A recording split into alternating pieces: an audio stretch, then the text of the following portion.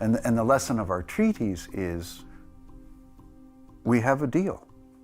We have a sacred agreement, you and I, that we're supposed to live together in this place for as long as the waters run.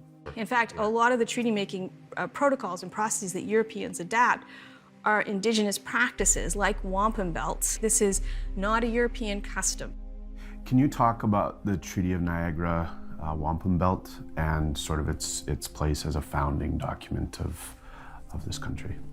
Well, I think that's the key. The fact that the Treaty of Niagara's Wampum Belt is a founding document of this country and should be recognized as such. They understood those treaties to be nation-to-nation agreements. And so as Canada evolved into what it has become today, Native people have continued to see those treaties as nation-to-nation.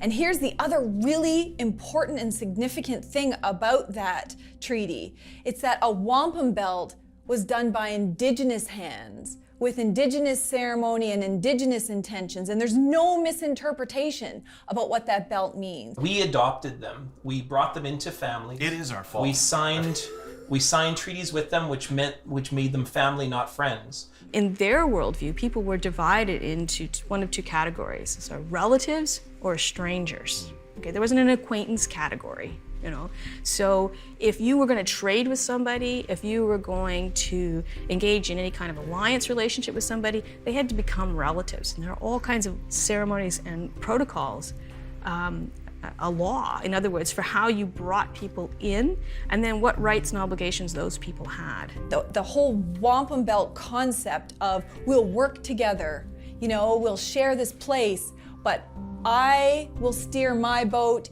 and you will steer yours, and never will we try to interfere with one another. I think that's the most critical, fundamental message that has since been recognized by the Royal Commission on Aboriginal Peoples, the United Nations Declaration on the Rights of Indigenous Peoples. It's basically self-determination, recognizing, whatever English word you want to use, nationhood, sovereignty, self-determination, it's we will take care of ourselves and govern ourselves.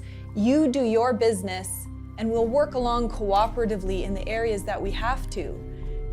And what a wonderful vision for Canada. And I think that is the original vision. We don't need any new ideas to save Canada. We just need to go back to that original wampum belt and recognizing each other's abilities to govern ourselves and protect one another.